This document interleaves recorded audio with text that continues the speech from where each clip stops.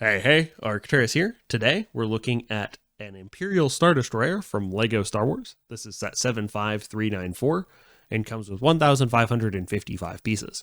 It also comes with 6 minifigures, plus a 7th exclusive minifigure of Cal Kestis for 25 years of LEGO Star Wars. Cal Kestis comes from the Jedi Fallen Order video game, and is he's not a minifigure I would have particularly gone out of my way to get, but since he did come in this very nice Imperial Star Destroyer, I'm more than happy to have it. Let's take a look at the build. So it is a rather large build. I think it's just on the edge of a playset in terms of size. So you do have your turbo blasters here. I will adjust those slightly so they go up. And they are mirrored here on the other side.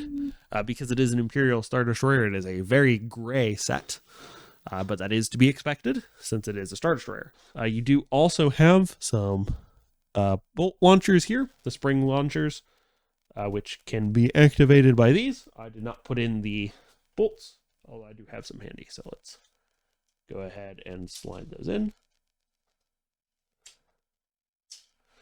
And you can see with the bolt in on the one side, you can see the difference in the piece here, and that will fire the bolt. I'll take those out for now. So it has a very nice bridge section up here on top. I do like these round pieces. I don't know what they originally were made for. Possibly like a Harry Potter set maybe. But they do work very nicely for those orbs that were on the top of the Imperial Star Destroyers. And then we also have the engines here. It's a very simple engine build, but it does look quite nice. You have some extra little details there on the inside. You also may notice these small tabs here, and those control the guns. So we can grab this and pull the guns forward or push them to the side. And because they're supposed to be linked turbo blasters, they all kind of move together. It is very nicely done, just through one of these little clicking bend piece. I don't know the name for it, between two little smaller pieces there, as you can see, to kind of arrange all of them to move. I think it might have been better if they had this one covered as well, but it does let you look at the mechanism a little easier, so it's pretty nice that way. They did leave cutouts for hanger openings, but there are no like blue pieces to attach there, and you'll see why momentarily. You can also access a lifting piece to lift the entire set through those hatches, and when you don't want it, it just folds down, and these fold over. So you have a nice display piece, or you can pick it up a little easier. I do think it's on the larger side for a playset. It is a very large build.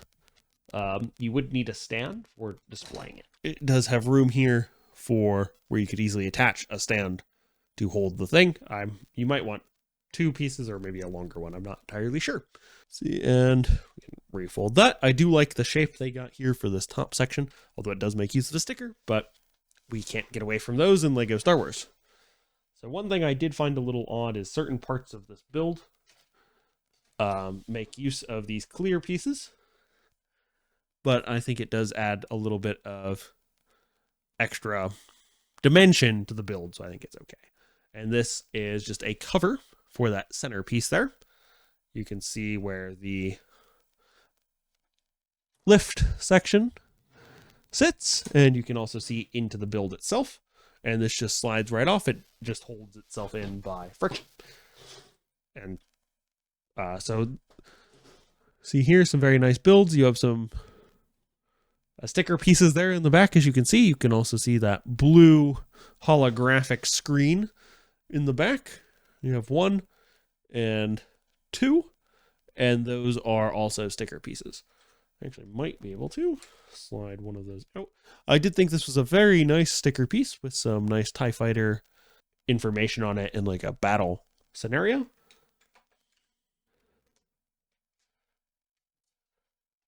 And the other is a health of the Star Destroyer kind of readout. So one of the reasons you don't get like blue pieces for the hanger is because the whole build does open up, which I think is a very nice extra feature. I think in some ways it might be a little unnecessary for this section. It's pretty difficult to get a minifigure in there because of the height, so you could certainly have one seated. And they do make use of some sticker pieces in here to give you those computers there for the bridge. I think in some ways that might be a little unnecessary. This might be okay as a completely covered set, but they did make it openable. So for play features, that is much better, of course. So we have here a small break area with a tablet and a cup.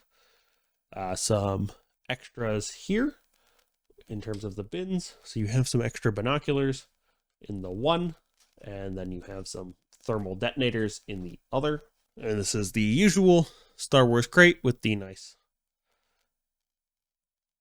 decorations there. Where's the spot? And those just have the thermal detonators in them. Try to show you how those attach, and they just attach by a few studs there, so they are relatively easy to get out. Just not while you're holding it in midair, trying to show the insides.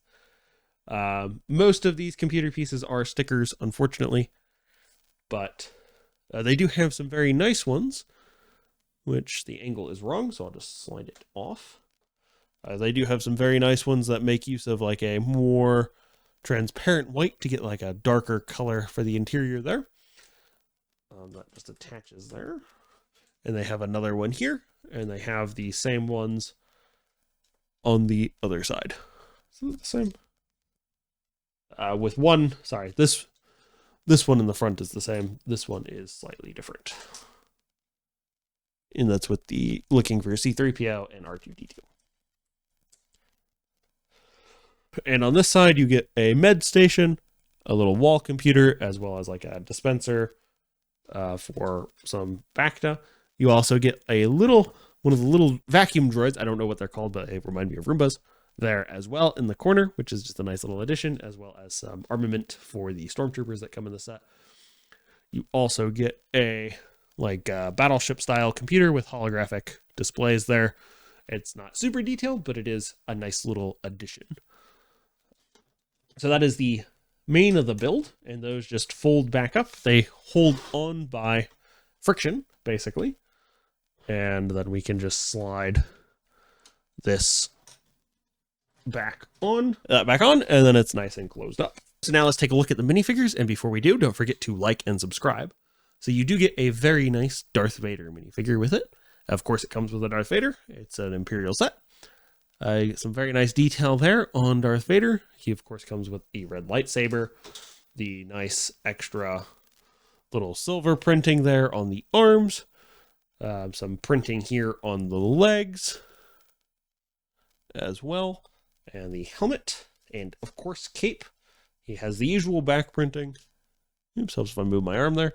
Has the usual back printing with silver, as well as the typical Darth Vader headpiece, which seals very nicely, and his Darth Vader head with scars there on the back. Very nice minifigure to go with any Imperial set.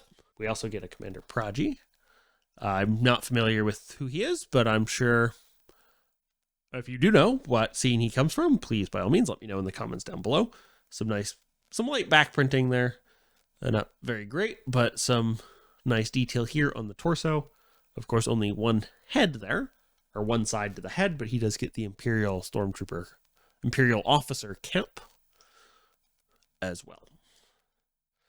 Now we're out of named characters except for the exclusive. You also get an Imperial crew member done up in gray with some nice molding, some nice printing there on the legs and torso, as well as there on the back. He does have a nice little headset piece printed on to go under his cap to work at one of the computers. Then we have an Imperial gunner with some leg printing and torso printing, a little less detailed. Has a gun there. Has that interesting helmet shape to go over the head. And only one side on this head, maybe because the helmet doesn't cover fully. I'm not entirely sure. But some very interesting detail. I think it might be better if the visor section, which you probably can't quite make out there on camera, was a different color. But it is, I think it's okay. Some nice little detail here on the helmet in blue and red. So I think it's not terrible. Just a little difficult to make out what's what on this character. Then we have the Imperial Navy Trooper with no closed helmet. Similar level of detail here as the Imperial Gunner. Again, that interesting helmet shape, although this one's a different one. This one does have two different face prints, though, which is a little odd compared, since the other one does not, but that is the Imperial Naval Officer. And then, of course, it's not an Imperial set if you don't get a Stormtrooper. And so we do have a Stormtrooper here.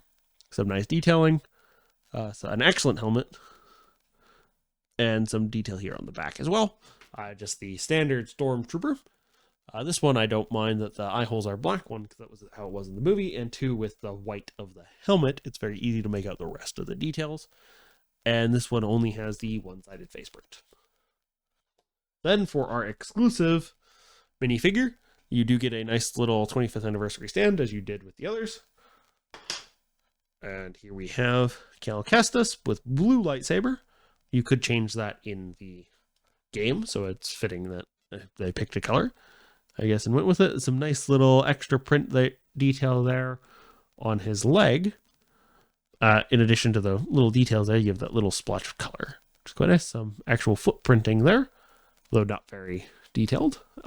His armor is the torso, and kind of extends onto the back with some extra details on the belt, as well as his dual printed face there. He does have the gloved hand versus non-gloved hand, which I think is a nice little touch, which is hopefully what you would expect for which is the level of detail we would expect for a exclusive minifigure. Anyway, that is all the minifigures in this set. I will catch you next week on another video.